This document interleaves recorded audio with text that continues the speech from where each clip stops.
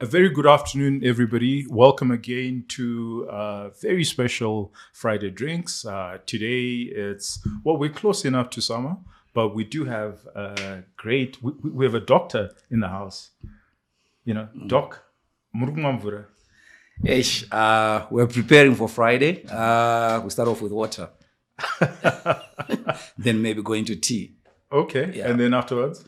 That's it. If my kids don't convince me to do a cordial with popcorn when we're watching a movie, I stick to water. Well, we certainly are desecrating Rufaro's bar, and we have no qualms whatsoever about it. But thank you very much, Doc, for joining us. But before we do that, I'm going to have soda water and mazoe, and you will have your water. Mm-hmm. It's getting really hot, eh? I think summer it's here. It is. The temperatures are high, 30 degrees today. Unbelievable. Yeah. But you've got a report that's just come out. But before we do that, you're an indigenous NGO. Yes. And you actually started an NGO. And that's actually quite enterprising of you. It's called CVO. Mm-hmm. Maybe you just want to give us a bit of background about yourself and why you started this NGO. Yeah, thanks, Tinashe, and thanks for having me. I think it's a long story, but let me cut it short. In 2013 into 2015, we wrote a book called Beyond the Crisis, Prospects for Zimbabwe's Transformation. It was just a bunch of us. At that time, I was working for a Pan-African funding organization. I was based in Dakar, Senegal. Came to Zim, put together a number of scholars who had just finished their PhDs. We're just looking at what would happen if there was change in the politics. We're not so sure what would change, but we're more interested in just saying, let's put together a set of ideas. So fast forward to 2017, with a new government that is promising everything under the sun, we thought it was the right time to set up a center that can, on the one hand, analyze, introspect on what this government is doing, but also mobilize citizen agency around, on the one hand, responding to what the government is doing, but also being a partner and co-creating the Zimbabwe that we want. Wow.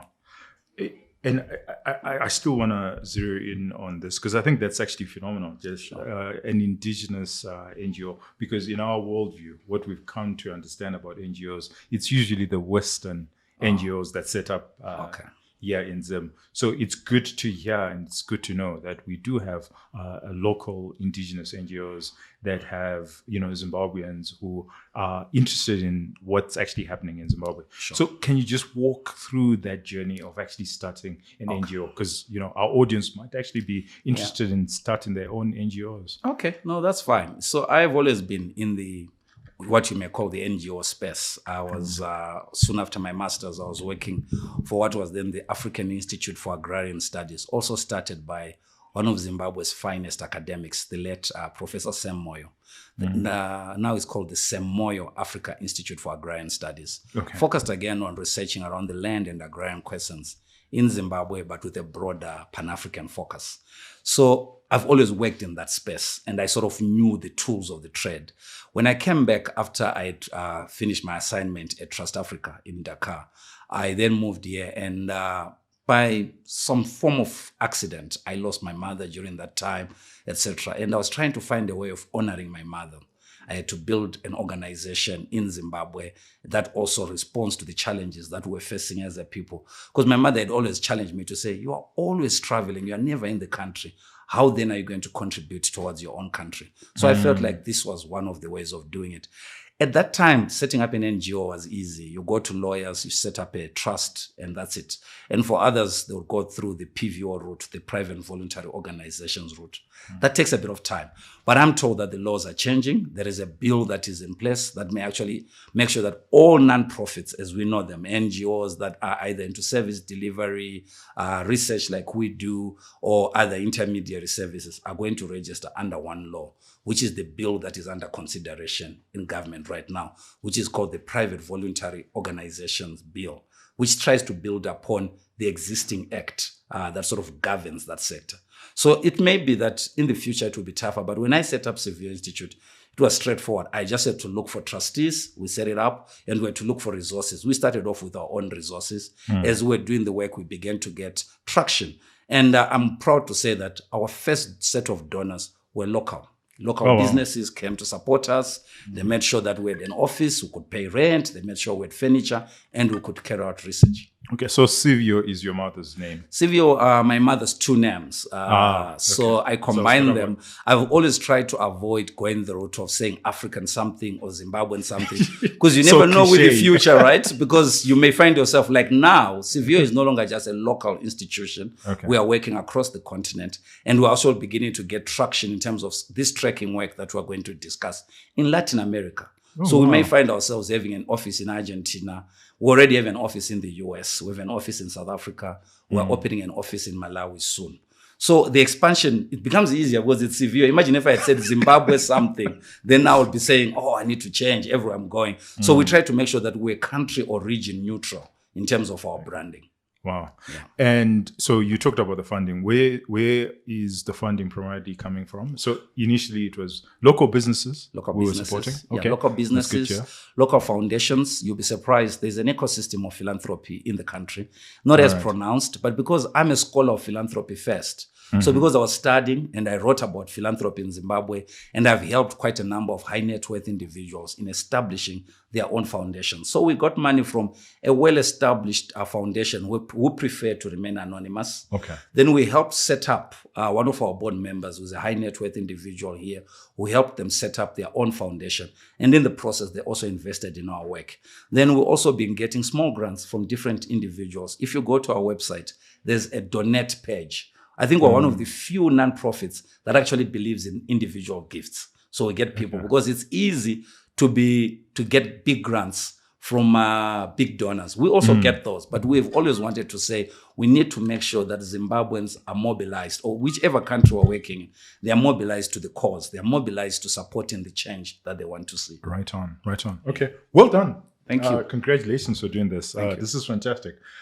So I actually didn't know that you guys, I've read a number of your reports, and this one was particularly interesting in its headline. Okay.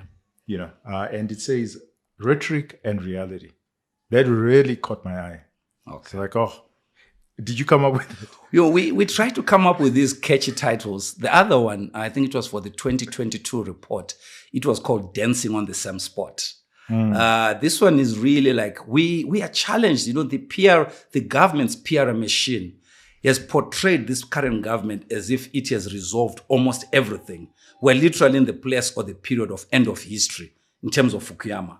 To say everything is resolved. Where things were not working, we've made sure that the Second Republic has fixed. So we said, what is the reality and what is rhetoric? So then our work is to try to undo that, to open up and begin to see what exactly has been done and what exactly is just being talked about, but has not been done. Okay, fantastic.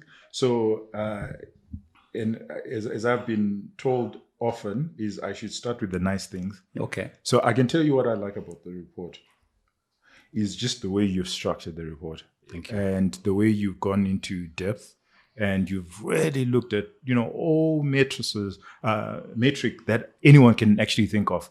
If you think of the social services, if you think of the economy, if you think of democracy, if you think of governance, anything you can think of, you have thought of it, and you've produced a manner in which someone can actually sift through.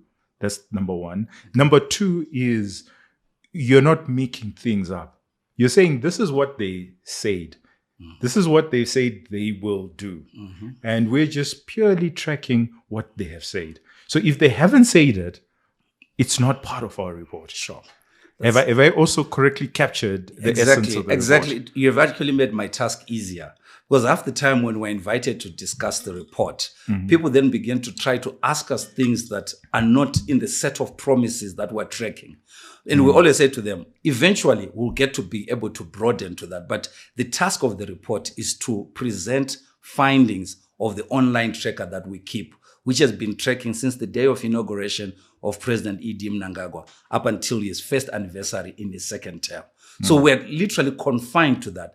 But because he's not a new president, he's been a president in the previous term, we build upon it to see if there's a line, a story that is emerging. But literally what we're just doing is to be confined to the discipline of tracking and reporting on that.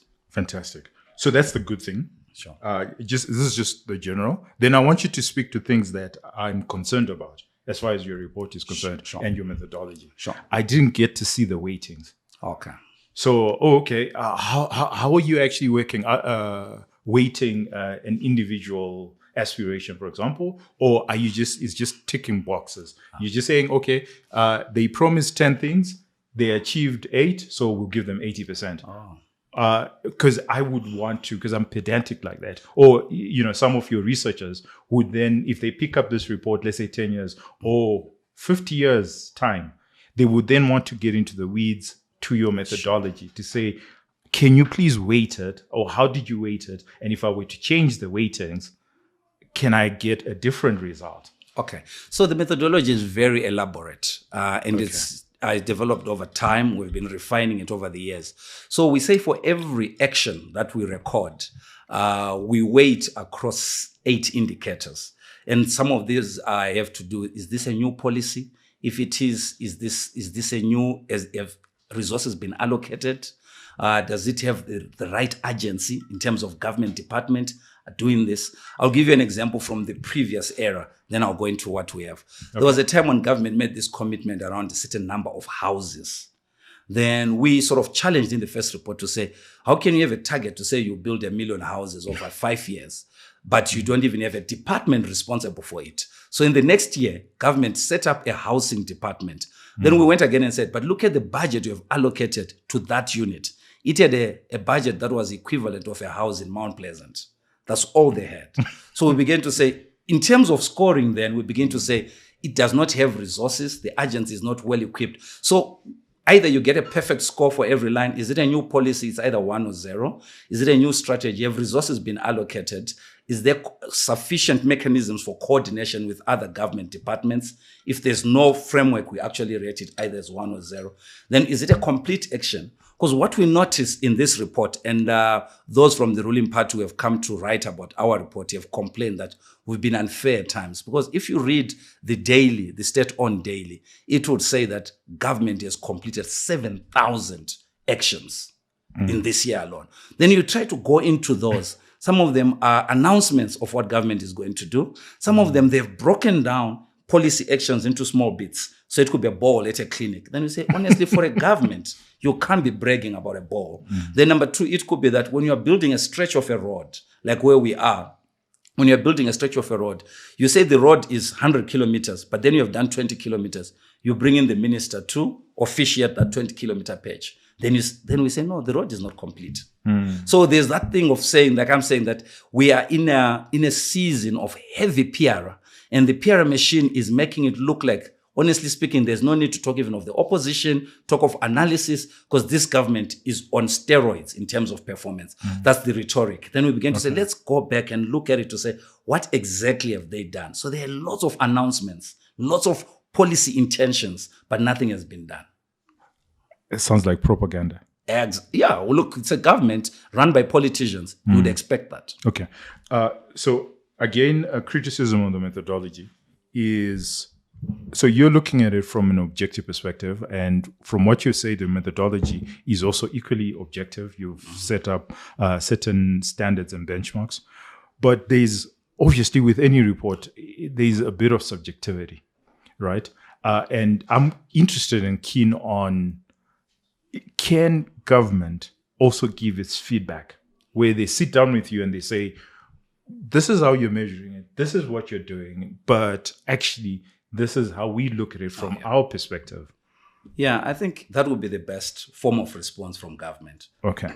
When we did our last report, we got a government spokesperson, comes to our office, we sit through, we discuss, because they'd already dismissed us in media, etc. So we showed them our methods. The first response we got was, His Excellency could benefit by having this dashboard in his office. Because if you look at our dashboard, this report is a culmination of an online tracker that we keep alive throughout the year, where we daily track what government is doing and we show how they are performing. So when they came, that was the first comment they made, to say, His Excellency would benefit from this than the one that we currently have. We don't know what monitoring mechanism they have, but we're told that the president is interested in monitoring progress. He's interested in knowing that what is being told by his lieutenants, these ministers and permanent secretaries, is actually the truth. So that's number one. Number two, for us, our other criticism would be, what is your source of information? We've made sure, and we've actually benefited from government itself. You will notice that under this government, under President Mnangagwa, after every cabinet meeting, there is a press conference, and they actually issue a report on what cabinet discussed and what has been accomplished. So that has been sort of our primary our treasure trove in terms of tracking, getting information from government. And when it comes to media houses, we then try to do triangulation.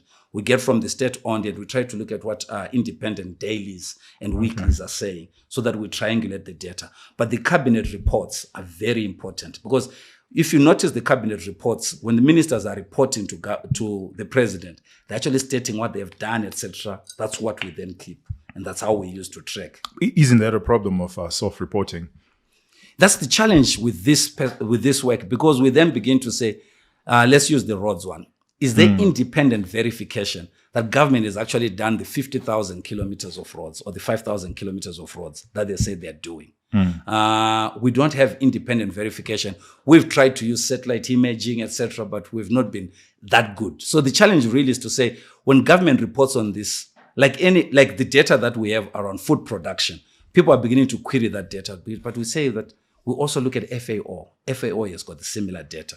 So it's just challenges about, is government misleading people? That would be a bigger problem if government is not reporting on the truth. Because as we're tracking them, we want them to say, this is what they have done. So you're essentially tracking the rhetoric. We're tracking the rhetoric and trying to open it up to say, what is rhetoric, what is reality? Okay, all right, okay. Yeah.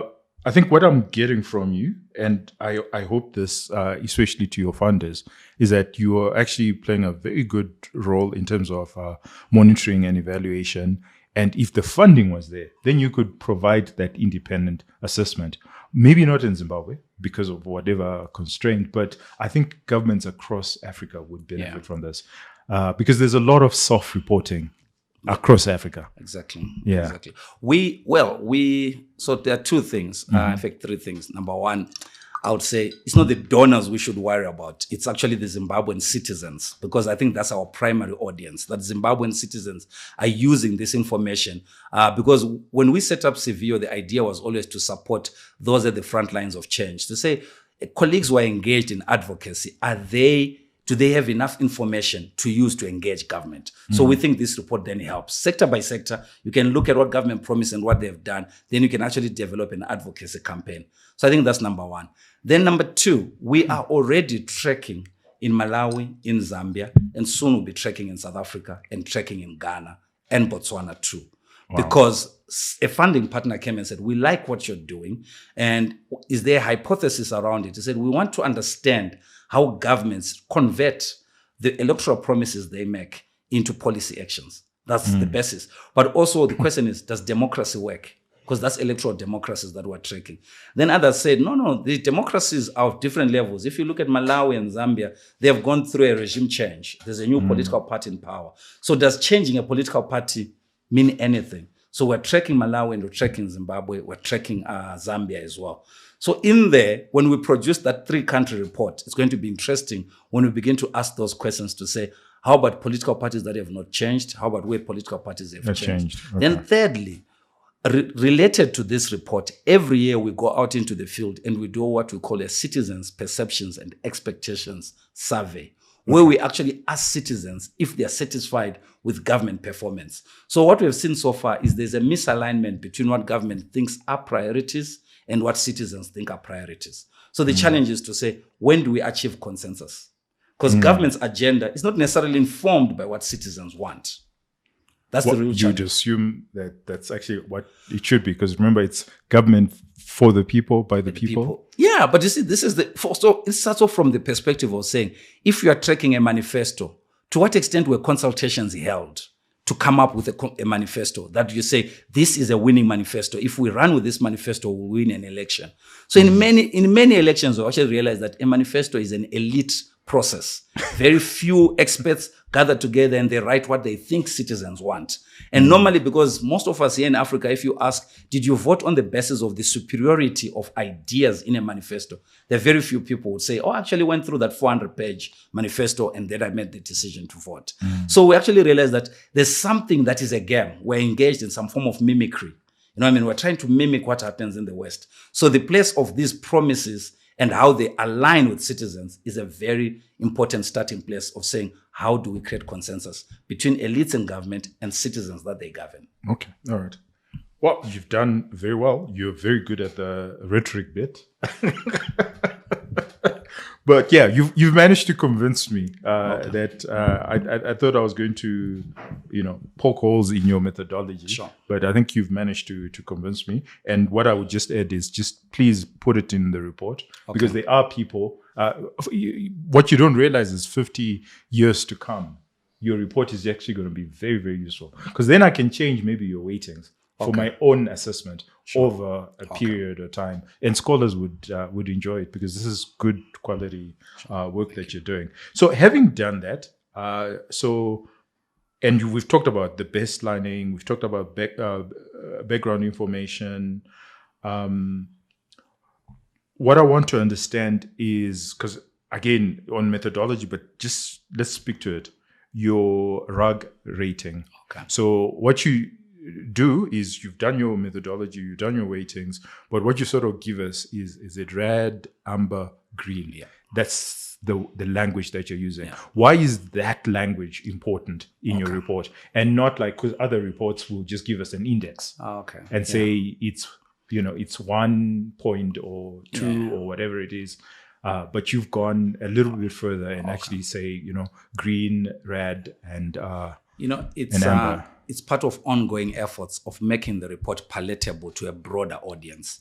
If I was speaking to a room with political scientists and economists, if that was the primary audience of the report, we would not do the reg. But so the reg is a new addition to the report. The previous 5 reports, we didn't do the reg. But we felt like, how do you communicate quickly to people to say, red flag? Nothing has happened. Maybe there's a policy. They've promised that they will do something. Maybe they've just made an announcement. But on the ground, there's nothing happening. So when you say red, people may understand. Say, oh, red, that gets our attention. But say, there's nothing happening. Then amber is like, oh, there are certain things. The minister announced something. You cut the ribbon. Maybe they even brought shovels. They acted like they're starting to build a school. But we have not really seen it progress. So that's amber. To say they've started, but nothing is really happening. And given that we are measuring the first year of the second term, you would expect many promises to be the amber zone, that they have started something, but they are not yet ready to, they have not yet completed. So ideally, there should be very few promises that are in the green zone, because green is saying, fantastic, work has begun, it's complete. Okay. Yeah. So having said that, going into the actual report, we start with the economy. Yeah. You actually gave them 56% and it's amber. Yeah. Which, going back to what you've just explained to us, that means that they're actually on the right road. So again, let's contextualize. It's the promises that they've made and what they're actually doing on the ground, or how they are self-reporting on the ground. They are actually, as far as the economy is concerned, they are amber and they're at 56%, which is the highest they've received actually on, or in terms of scoring. In terms of scoring. Yeah, it's and in the last report, I think it was the lowest. So it's actually been very dramatic, the turnaround, and I'll explain why. The first one, I think, so you notice that within economy we have many other subcategories. We have employment creation, we have domestic resource mobilization, and many other categories within economy. So if you look at employment creation, we rated them at 0. That there is no strategy, job creation 0. There's no, the last strategy on employment, I think was 2012, the last government strategy. And this is very interesting because across all African countries, we are not finding employment strategies. People think that employment will happen as an after effect or trickle down economics, etc. So that we notice that they are not going out there to say, oh, we are going to do employment. But where they score highly is domestic resource mobilization. If you look at the things we had, right? Taxes, tax efficiencies, etc., etc. This government, if you look at ZIMRA reports, every quarter, they surpass their targets. It's not meaning that the money is going to be used for any good purpose, but the mandate of the Ministry of Finance is to maximize revenue collection. And they are doing it very well. I'm not so sure what they're doing with the money, but in terms of revenue collection, they are doing well. So that's one part. Then if you look at the sovereign fund, the Mutapa fund, etc., also it adds to that basket of scoring well to say, finally, somebody's thinking about how do we actually... They said they want to set it up, Exactly. and they actually went ahead and they set it up. up. There's a board, there's a CEO, it's working. We're beginning to see even the strategies coming up, etc. So in terms of the work they've done there, you can actually tell that they look like they're sincere about domestic resource mobilization. We were earlier critics of this approach when the current finance minister took over. He was on a bent around foreign direct investment, etc. And we kept on saying, but you are missing the assets that are in the country. You really need to sweat the asset that is in the country. And we've begun to see that happening.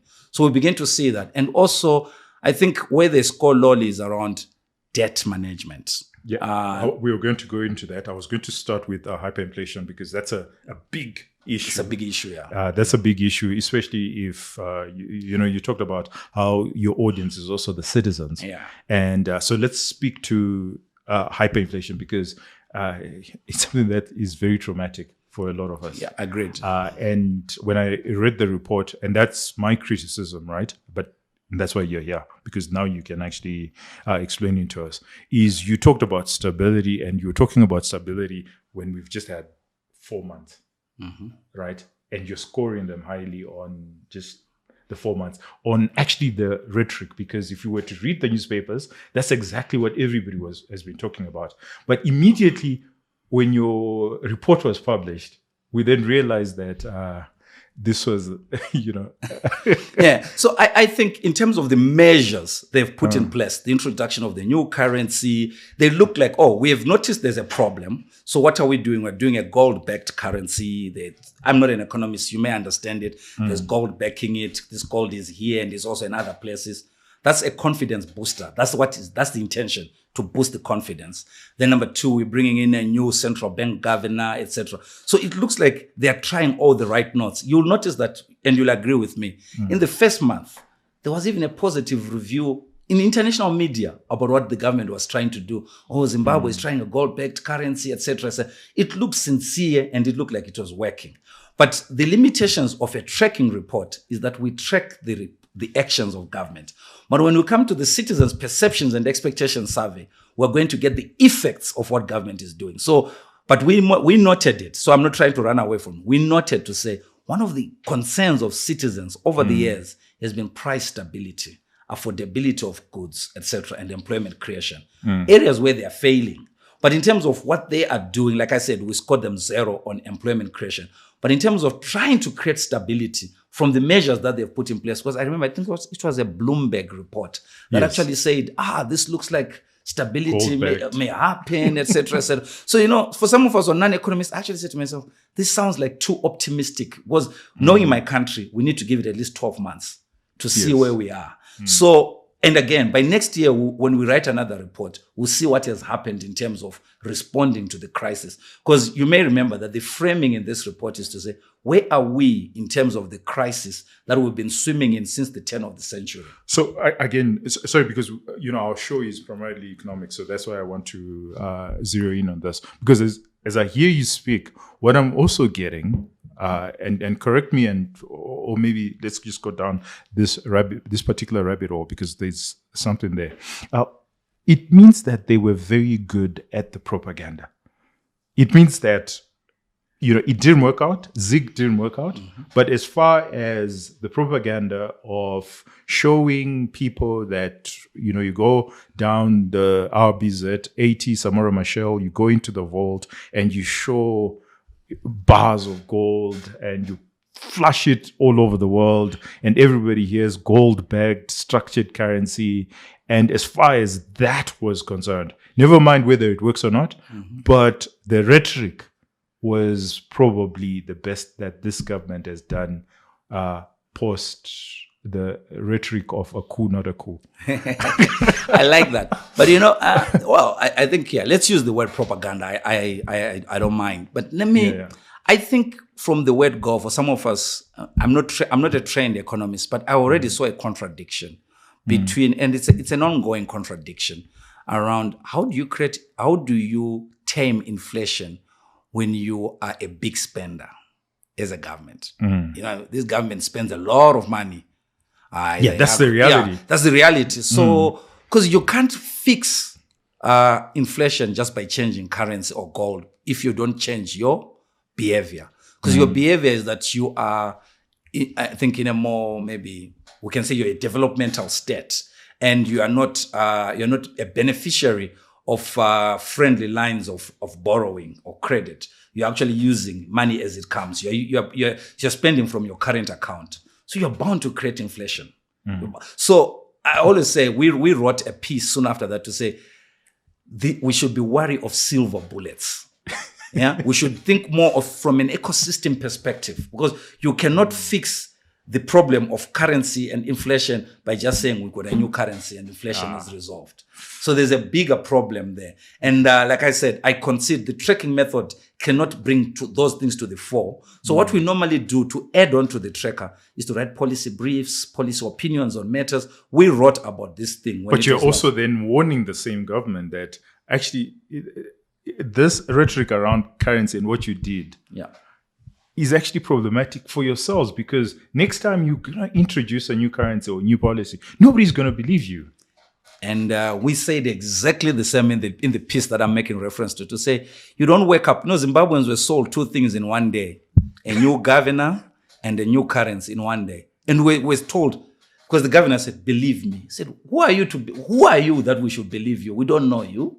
We've never seen you in public office. You're coming from the private sector. We don't know how you've been behaving.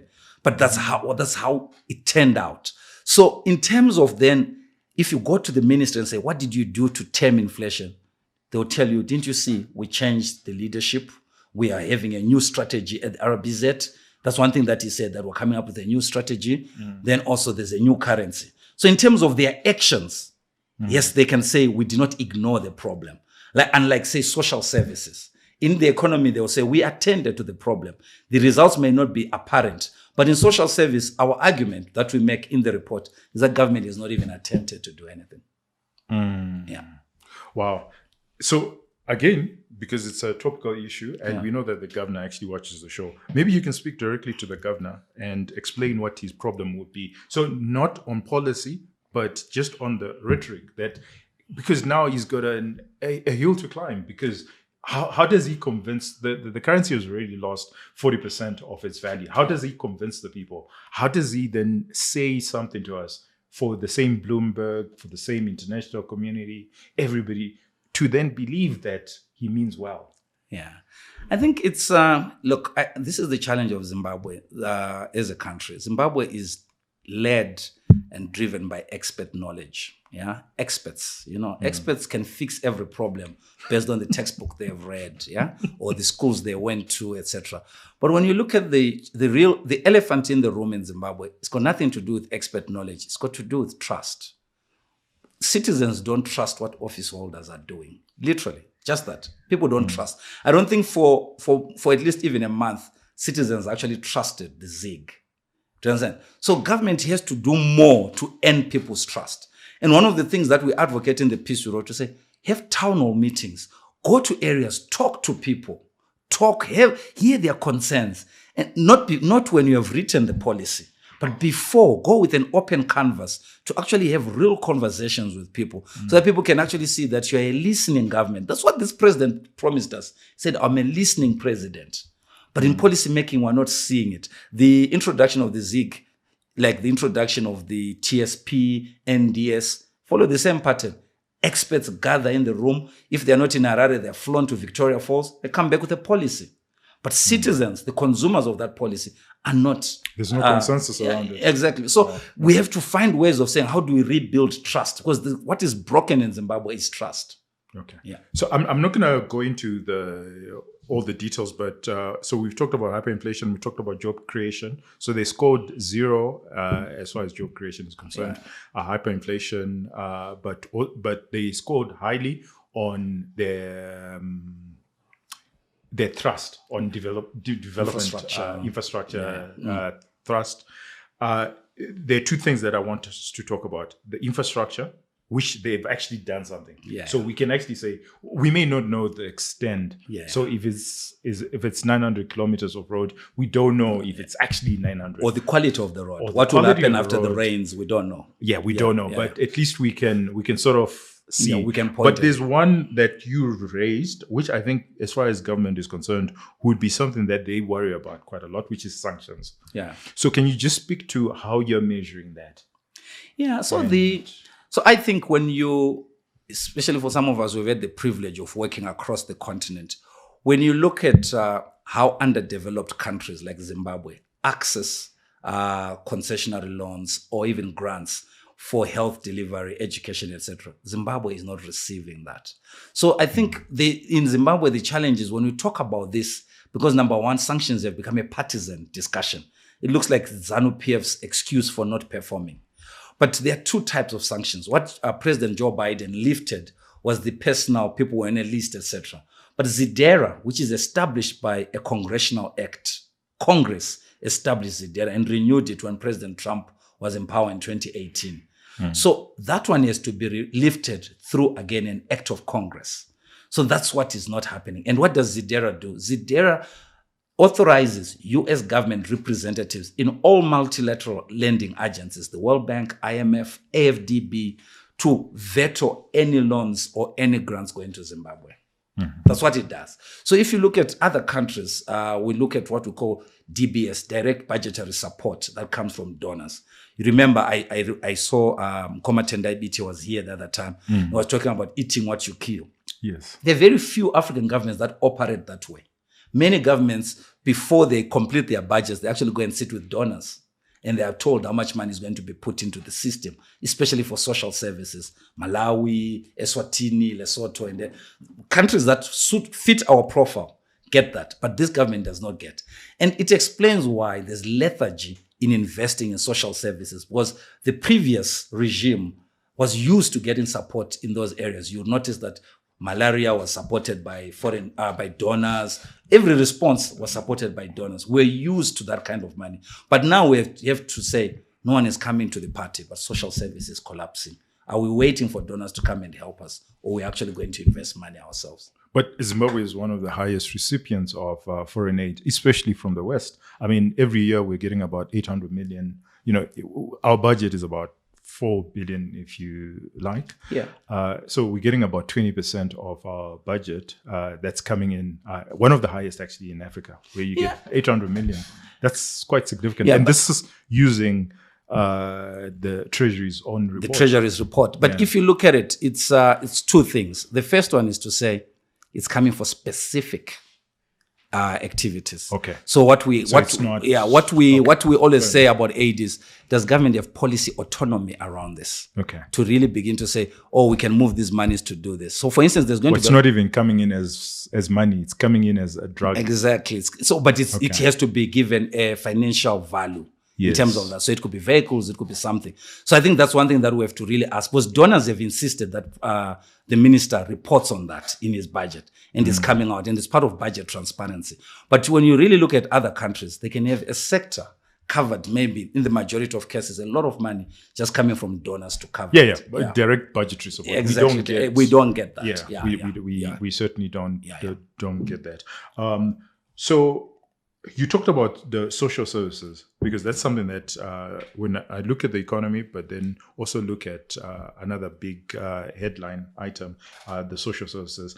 In your report, which I also like, is you measure it according to, so if it's health, you look at the Abuja Declaration.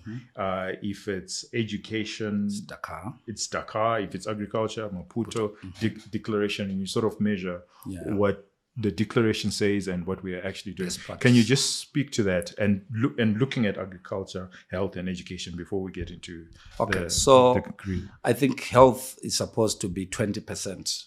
Sorry, education is supposed to be 20%. Then health is supposed to be 15%. Then agriculture is supposed to be 10%. I think during the late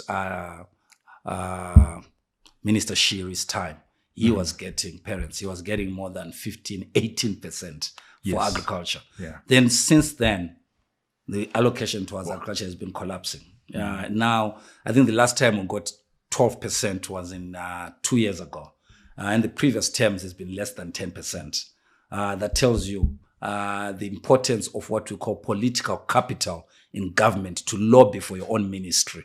Because it's a contest, everyone is presenting their plans to say, Minister of Finance, this year I'll need more money because I want to do this. Then the Minister of Finance has to juggle around the different competing interests amongst ministries. But what we have seen is our health has been, over the years, been collapsing in terms of allocations towards it. And again, tells you of I think that's why it's one point the current VP volunteered to say, I want to lead this ministry, because he could see the challenges and he thought maybe he could bring his political capital. This is me thinking, I don't know what he was thinking. Yeah. Then, but it has not happened that way. And and for health is very immediate. You can see how many doctors were losing, how many nurses were losing throughout migration, because they may not move just because salaries are poor, but even the conditions of work. You want to do something in hospital, you don't get all the things that you require based on that. So I think that's our real challenge in terms of saying, it's one thing for you to say you have a pipeline of training doctors and nurses, but you don't give them the necessary tools to work.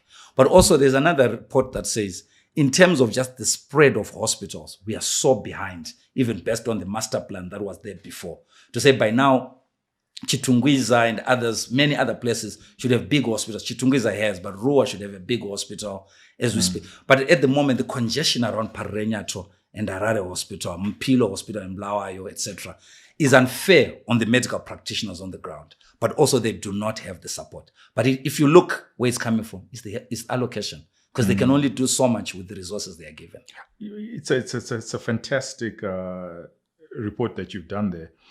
One of the things that you highlighted, and I think you were just picking it up from 25% of our kids are out of school. Yeah. And this is as far as education is concerned. Yeah. A decade ago, education used to contribute 6% of our GDP. Yeah. There's a particular graph that you guys actually did, which I thought was very important, where you actually show us the contributions to GDP of especially the social services sector. And now education only contributes 2.8%, speaking directly to being underfunded. Yeah. And kids are no longer in school. And this is a big worry. It is. Look, so we have two problems at the bottom and at the top. At the bottom, our kids that are out of school, if you just look at how they end up, and the new dimension of the crisis we added the issues to do with drugs and all other social ills. And also, but you know that you're not giving these kids a chance at all in the absence of education. There's no chance. They have no chance. So that's one, and that's why it has to be arrested and dealt with. And normally, this is where you'll get the non-profit, the international aid organizations coming in to try to buttress, support school fees, etc. But there's another worry at the other end of the spectrum. We are in September, the month of graduation. 8,000 graduates at the UZ, 10,000 maybe at MSU. So all in all, the state university system is going to produce close to 25,000 graduates by the end of this year. And yet the market, if it absorbs 5,000, we're lucky. Yes, you go to restaurants now, you're being served by youngsters with degrees, but they are waiters. You go to filling stations, youngsters are filling your tank with degrees. I came across a youngster with a master's in finance from NAST, who's pouring fuel at a service station. That never used to happen. But now you can tell, it goes back to the point I talked about, the employment strategy. Because if we started off with an employment strategy, maybe we would have reduced the number of universities we have. Maybe we would have looked and invested in the blue collar economy instead of white collar. We have looked at maybe more polytechnics, people that we can actually train people to produce goods rather than to work in the service sector, etc. But at the moment, this is the real thing to say, is there coordination? Is there a cluster in cabinet that is seized with this problem of employment of our youths? Because everywhere we're seeing in Africa, this is a time bomb that we're sitting on. Yeah. Because you also do work in Malawi, this is a personal favorite of ours because it's hilarious because, almost everybody identifies as a farmer in Zimbabwe. And you'd think that we would be good at it. But it turns out we only produce, less than, our yields are some of the lowest in Africa, less than a ton per hectare, when others are doing more than 2 tons per hectare. Yeah. And I want to speak to the rhetoric. you picked up on when Minister Shiri was the head of agriculture. Sure. And then we had Command Agriculture. So the rhetoric was Command Agriculture. Yeah. That was going to revolutionize agriculture. Well, that turned out to be a dud. And then we had Fumvudza rhetoric. And that has now died. We're going to get another rhetoric. Yeah. But we're still not producing. So it's like so much yappering, so much propaganda. Yeah. But we're not producing. Why is there that disconnect, especially with agriculture, where, first of all, we all identify as farmers somewhat. Yeah. Second of all, people put a lot of resources into farming. Why are we still not producing? Yeah, there are two things, then I'll come back to this. So there used to be a 10-ton club in Mashonaland West and Mashonaland Central, the large-scale commercial farmers who used to produce 10 tons per hectare. And it's been tough for us to recover those kind of yields. But I take I'm a bit more positive than you, slightly. I take I respect the recognition that the head of ADA received at the recent Agriculture Summit in Kigali. Okay. They were recognized and they were given the Africa Food Prize around the production of wheat. And that Zimbabwe all of a sudden is managing, Zimbabwe and Ethiopia are managing to produce a surplus of wheat. So that was recognized. But coming back to the issue around productivity, I think that's a sweet spot right there. Because I think what we've accomplished is just the fact that, now I can farm. We're yet to go into the economics of farming. So the economics of farming is a very technical ecosystem we have to think about. So we're talking earlier with my colleagues at the office around agricultural pricing policies. And so that's one side of it, agricultural pricing policies. To what extent are we creating incentives for farmers to actually increase yields? Yeah, because like you said, when you subsidize, maybe people don't see the economic value. But I noticed that Command is dying now. It has moved into a private sector bank. There's a product that is coming out that may support that. But maybe when our farmers are made to be responsible businessmen, starting off with actually receiving inputs on a commercial basis, then they can also begin to make business decisions, not farming as a hobby, but business decisions. That's number one. But number two, the elephant in the room is that our land sizes are too big. People don't want to admit that. So if you look at the moment, many of the research is, my first training was in land and agrarian studies. Yeah. My PhD is actually in that area. So when you look at the amount of land that is being utilized on a farm, it's usually in the region of 30 to 35%.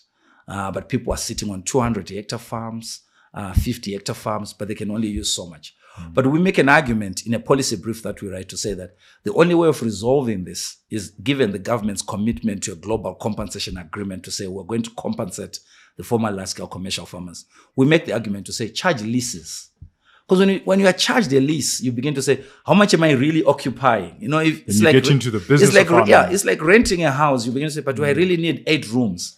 Maybe because I've got only 1 kid and a wife, maybe I only need 2 rooms. So you actually shrink to what you are comfortable with. So economic decisions are yet to hit us in agriculture. At the moment, we are farming from a perspective of enjoying it, but also bragging about size. If you go to a colleague's farm, they'll tell you that my farm ends at that mountain, at that river, but they've never been there. They're just pointing, but they've never actually walked there. So these farms, there's actually need for a new round of land allocations to begin to say, we're not kicking off the farm, but we're saying give up some of the farmland because you're not using it so that others can come. Then we begin to make economic decisions to say, I'm renting 10 hectares at a certain price. Whatever I do is to produce money that I can pay rent and I can be profitable. Because you're an agrarian scholar, and I'll take the liberty because you're actually here, and you know these things better than I do, but it's something that has been nibbling me for a very long time. So I can understand the need for land reform. Was there a need to change the land tenure? That has been the biggest problem we faced. I don't think they had a choice, because what you do with the fast track nature of land reform, you actually suspend or make it seem as if there are no property rights. Because if you were That's what you do as a government, yeah, because you can set up laws. But what you would have done is, remember, at independence, we entered into the willing buyer, willing seller scheme. So you had to actually discuss with the owner of a farm and buy. But now we say, no, we're just taking. So when you take, you're actually ignoring paper title that exists. So now you cannot just then give me to say, now you own this land, here's your new title. Because this is contested land. And we live in a global economy. Some of these contests are not being played out in a Zimbabwean court system. It's in Brussels. It's in other places in Europe, where there are court cases against the government of Zimbabwe for taking land where title deeds had actually been surrendered as security for investments on the farms. Remember, by the late 90s, many of the large-scale commercial farmers had moved into either flour production for export, dairy production, and new exotic things like ostrich farming. And all those were capital-intensive activities. So they'd borrowed, because government had issued some of them with a certificate of no present interest to say, we're not going to take this land, so somebody can borrow against it. But then they went ahead and reversed all that during the Jambanja period. But now to undo all that, I think government is cognizant that they can't issue title until they fix it. So people have come out to say, why are we paying these white settlers, whatever. But it's actually an attempt to sanitize this thing, because it's messy. There's no one who can say, I have a title deed based on a fast-track farm that I was given by government. At law, even no bank will touch it. No bank will give you financing. That's true. Yeah. Okay, that's good. Again, I want to focus on agriculture, on the rhetoric, because it is a report on the rhetoric.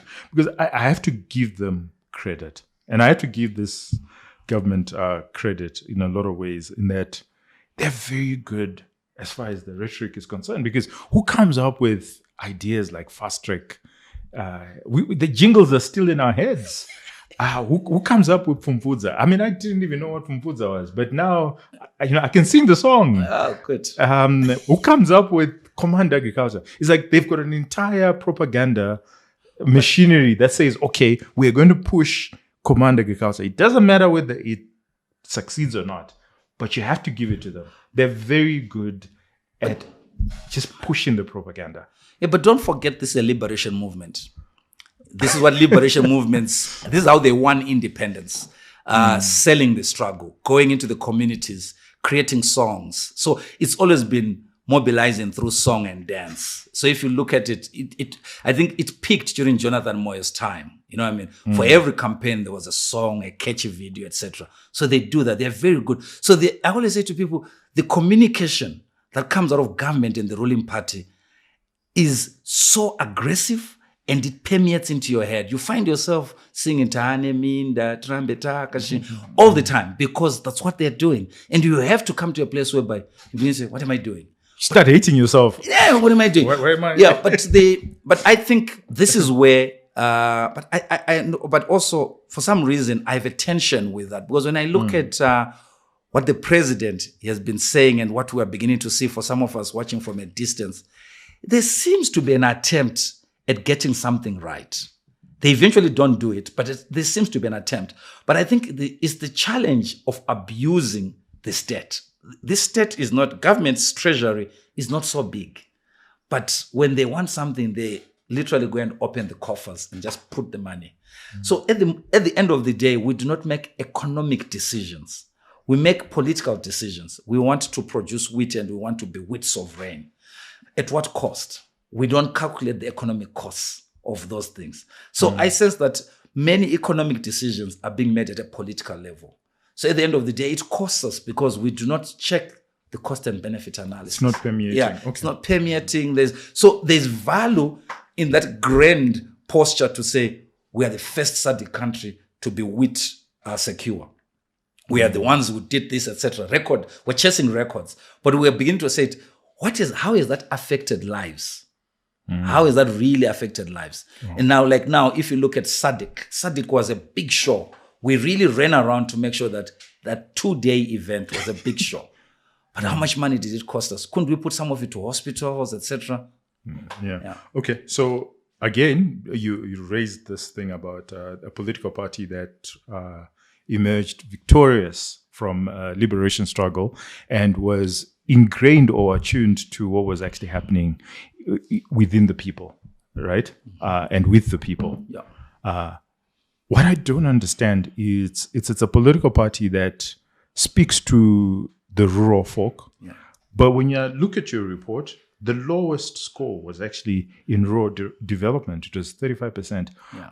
Is this again another reality of the rhetoric not speaking to actually what's on the ground? Because the people who actually support ZANU-PF are the ones who are suffering. We're in the rural areas. Yeah. I think when I consider your report, and this is based on government's own policies. intentions. Exactly. So this is not us or you imposing the intention. This is like, government, you say this is what you're going to do to, as far as rural development is concerned, and you haven't done much. Yeah. So if you look, I think we celebrated their dam story in the last report. Mm-hmm. They built a lot of dams. This president has been committed to more dams than the previous president.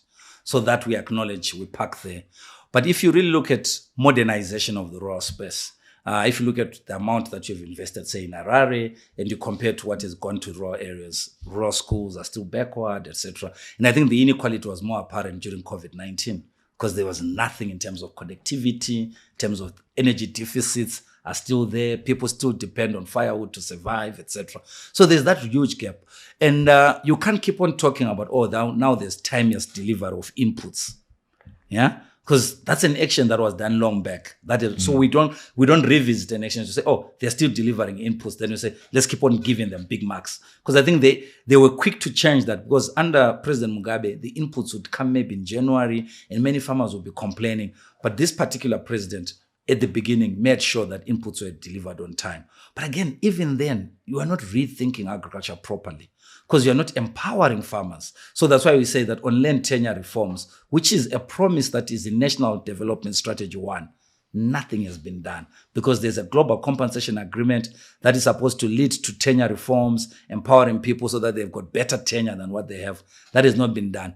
And for us, it's even worse because no one is talking about customary tenure and the challenges within customary tenure that no sane person can just go and invest $1 million in the rural areas because you don't have title. Wow. Yeah. Okay. So before I get into governance, which is another big talking point that you have there, there's a big win for the current government around housing and infrastructure. This is something from a reality perspective, we see it. Yeah. Maybe it's not enough, and there is that impetus or that push to at least be doing something. It's not enough. It's costly. But as far as this report is concerned, there's been a bit of progress.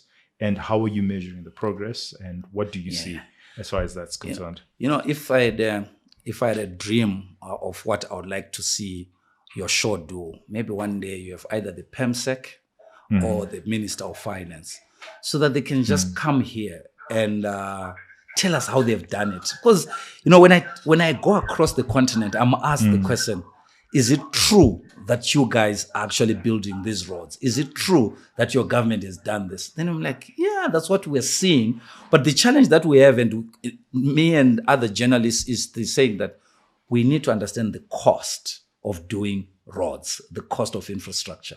To what extent is it optimal? To what extent are we not actually, by celebrating infrastructure, also not celebrating corruption? The building of a very small political party connected elite that benefits from these tenders, because it looks like it's only 4 or 5 companies. It's not really so broad-based in terms of who gets to participate. Either it's roads, it's bridges, it's dams, or it's housing projects. It looks like it's a very small. So I think it's a missed opportunity by government to begin to say, if you're really going to open up the economic cake, bring in many entrepreneurs, local and even international. But we can measure them. And in your report, you do talk about corruption, right? Yeah. So we can measure them harshly as far as corruption is concerned. Yeah. But could we say that at least there's some effort? Oh, yeah, definitely. That's why I'm saying that for me, when I look at it, it's like, wow, how are we doing this? Because for years, what we have had, and even under the previous president, it was like, it's impossible to do anything because we're under sanctions. Okay. But now, under the same conditions, we're finding ourselves modernizing Harare. For some of us who live in Harare, we're benefiting from the roads, no doubt. And even highways are being done. So there's something that is there. It's just that, like I said, maybe the minister one day will explain to us how he did it, how he's been managing to do this, because All right. it's definitely something that is Fair worth enough. celebrating. Okay. Then I want to understand order of priority, because as you're speaking, that's the thing that's coming to my mind, that couldn't they spend, was this the best way of spending the money? Could they not have spent the money in hospitals and social services where the need is actually huge? Whereas when you look at roads, private sector could have done that. Yeah. So how does government, I'm not in government, I've never been in government, but you assess governments. Yeah. How do governments prioritize certain actions and not other actions? Okay, so I'll start off with our citizens' perceptions and expectation surveys. When we ask citizens to rank what should be government's top priority, infrastructure projects come number 6, number 7, or number 8 over the years. They've never been at the top, but health delivery is always part of the top 2. Yeah, it's either affordable prices, creation of employment, or health as a top priority over the years. So it tells us that citizens are concerned about the state of health delivery in this country. It's a life and death issue. Many people will tell you how they lost a relative because something was not there, the hospital, etc. So for us, it's not to say, oh, you should have foregone infrastructure. But the question is, could you balance it out? Could you make sure that essential drugs are in hospital? Could you make sure that you retain qualified and experienced staff? Could you make sure that there are incentives that are being offered to health practitioners? Just as a balance. Because at the moment, it looks like they've totally neglected health. But we must give them credit. There's some new cancer machines that came in Mpilo and Parenya 2 years, I think it's a year or so ago. So there's certain projects that come in. So it's like touch and go. But we're talking about transformation of the sector. Wow. Okay. So then the big issue is around governance, which, again, if you read through what's it called, the Chisano Abesina policy, they the 3 pillars. They look at the farm compensation, they look at the economy, and they look at governance as a pillar. Yeah. And you raise serious issue on governance. On corruption, I would have thought they would have scored even lower. But because it's negative stories, Fumbudza, it's very difficult to find a negative story around Fumbudza. Okay.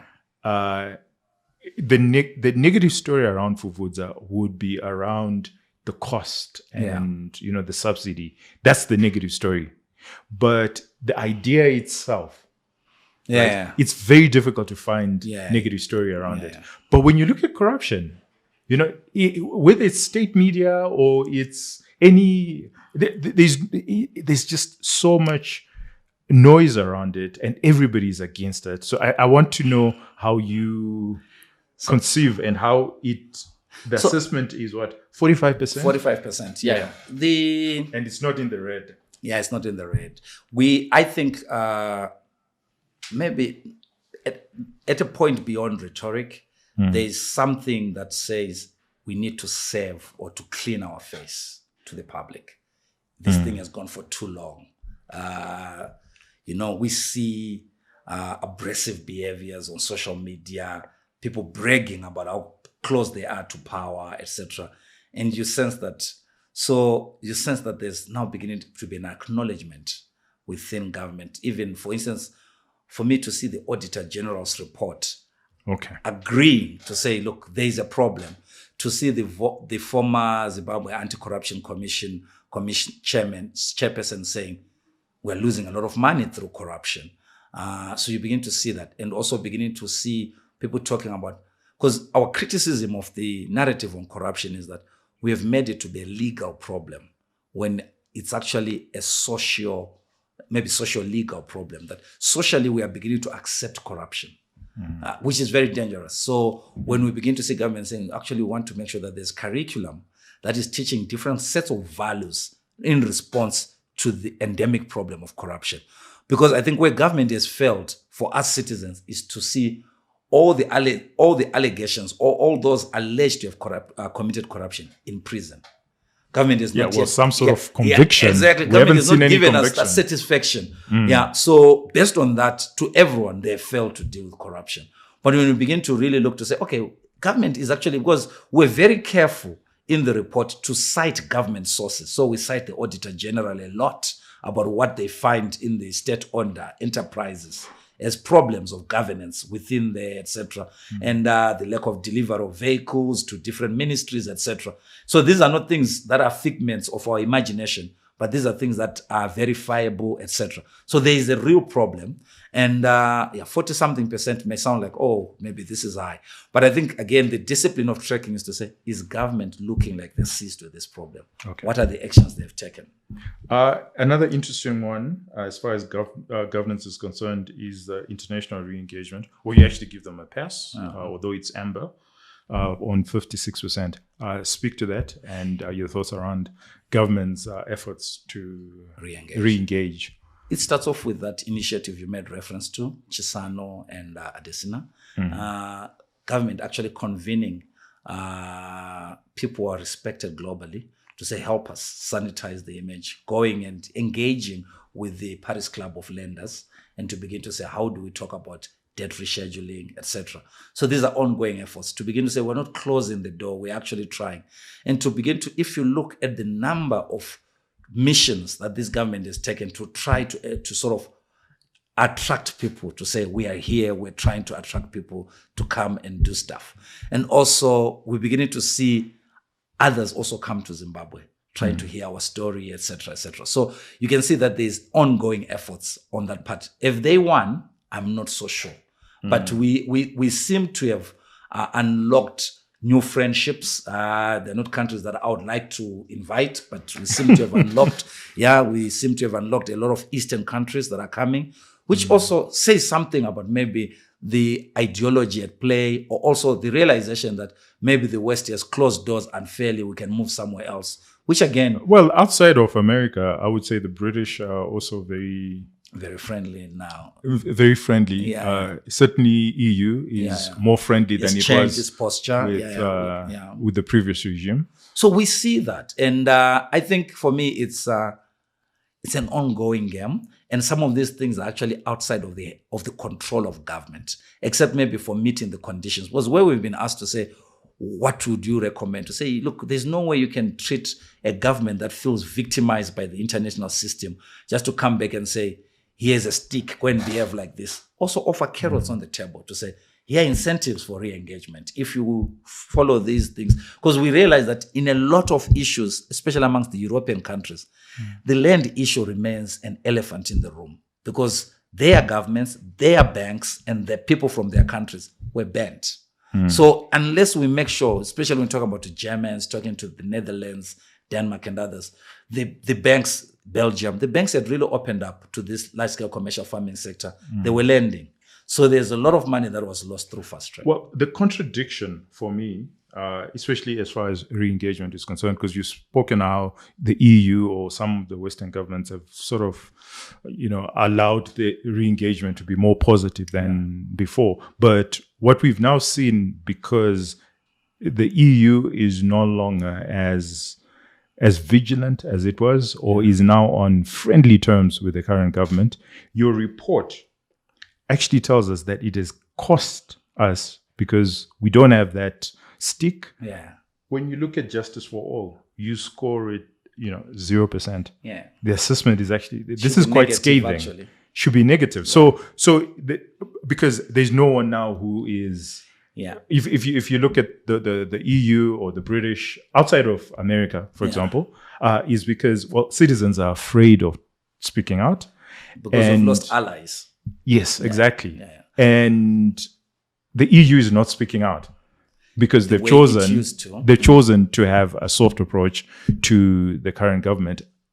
And the consequence of that is Justice for All is affected and heavily compromised. Do you want to speak to that? I think let's understand that this is a playing field for international diplomacy, Zimbabwe and many other third world countries. So if you look at the strategy of the US, EU, is to counter China. That's one of the strategies. to really make sure that you are countering or sort of inhibiting the growing influence of China in Africa. So even some of the demands you would make in the previous era, you actually find yourself sort of disciplining yourself to say, you know what, we can accommodate certain things. So you're very right. The tone has changed. And even the kinds of diplomats that are coming are not your rabble-rousers. They come and they engage. And they are now believing in what you may call, using Thabo Mbeki's language, quiet diplomacy. They're actually beginning to sort of engage at that level. So you don't find them issuing press statements, condemning this. So actually, we're getting a lot of our allies, for some of us who are in activism, maybe in the House of Lords, Lord Orts and a few others, but not here. So that has changed. So, but I think it's not influenced necessarily by Harare, but it's influenced by global politics. Okay. This attempt of trying to say, how do you work?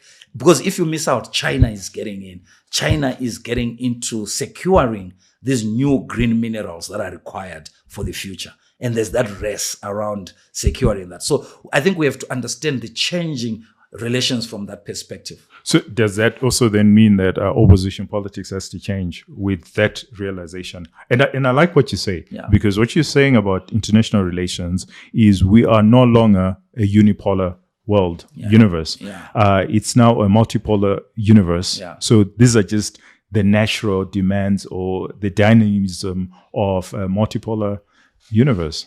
I think the opposition had for long depended on this. It was a crutch, that you get allies, they'll condemn Harare, they'll issue cables to say this is make sure there are punitive measures against. But I think the maturity of the opposition is on the test right now to say, can we still come out and still do what we're doing, or actually do it better without necessarily depending? Because remember, one of the biggest criticisms from ZANU-PF on the opposition is to say, these are puppets of the West. These are puppets. But to begin to shed yourself of that and to begin to make sure that you're actually engaging on the basis of local mobilization, local anger, local dissatisfaction. The real issues that you're bringing out in your report. So it actually needs a more deeper political strategy than the one we had. Because the one we had, we could easily, we based on sympathy. We get sympathy. Fantastic. And then let's go into, because I have you here and you do these reports and you're great at this. Let's talk about succession politics and let's look at the rhetoric and what we are hearing and what that actually means going into the future. I have never, like you said earlier, the ruling party, and I said it's a liberation movement, is a very interesting party. So in terms, you get a message, and it looks like it's the official message, but you get something else that is contradictory on the same day. So the president has on, I think, 3 occasions told us he's a constitutionalist, that certain things will not happen under his watch. But the movement around the third term is actually growing as well. And it does not look like it's slowing down. So you begin to wonder what exactly is happening. Well, that's why we have you here. What exactly is happening? So we are trying to understand, to say, look, is it that the third term movement is operating independently of the president, but the president is actually against it, or is now beginning to warm up to it? We don't know. Or the president is actually telling us something different. Because when you say you're a constitutionalist, what happens when the constitution changes? What happens if you manage to change the constitution? So you remain a constitutionalist, but the constitution says third term. But I think there's something else that he has said. He said he wants to retire. He wants to spend time, etc., in retirement. So I think this is beyond me, because this is where we get into Zimbabwe's kind of analysis to say, what is going on? What have I heard? From where I'm sitting, I took comfort in what the president said. But the more I listen to the third term movement that is emerging around him, I'm a bit unsettled, because I'm yet to see a more coherent voice outside of the president actually criticizing it and trying to silence the third term movement. Okay. So, and again, you're not going to get away with it. I'm going to, again, continuously push on this. I'm saying we've gone through a report where you measure rhetoric versus reality. So if there's one guy in Zimbabwe who understands when they say something, and when they mean it, and when they don't, it's you. Because you measure this. You literally monitor and you say, you know what, when you hear them speak like this, they really mean it. Look at what they've done with the roads. We can then debate and argue on what they've done. When they speak like this, look at what they've done with rural development. They've done absolutely nothing. So even the rhetoric is not even as strong as it should be. So you're the guy who can help us, look at this and say, okay, what we are hearing is the rhetoric, but we don't have the science to actually appreciate the rhetoric and the reality. Would you say what's coming out of ZANU-PF, the rhetoric that's coming out of the ZANU-PF, would you say that has a high probability of happening or a low probability of becoming our reality? Okay, so let me take a step backward first and explain my understanding of ZANU-PF. ZANU-PF thrives in circumstances where there's no real opposition. That's when you actually begin to see ZANU-PF's true colors. Because when there's an opposition that is threatening its existence, ZANU-PF bands together. Regardless of their differences, regardless of any challenges, ZANU-PF bands together and becomes one coherent force just to crush the opposition. But ZANU-PF struggles in the face when there's no opposition to it. Then we begin to see factional fights. So this is evidently part of factional fights. Okay. Yeah, that's number one. Okay. But I think it needs to be given time. It cannot be analyzed now. Okay. Because I think if there are factions, I think we'll see a response. Okay. So far, we have not seen a coherent response. It just looks like the president is the one that is silencing people who are saying they want him back. So we're going to, over time, because for me, what has been disappointing, exactly like I've always said this, we've just finished an election. We're now talking of beyond 2028. Why don't we focus on the program of work between now and 2028? Doc, phenomenal. Rhetoric versus reality. Guys, you need to pick up the report. It's very informative, very useful. How many do we get this in a year?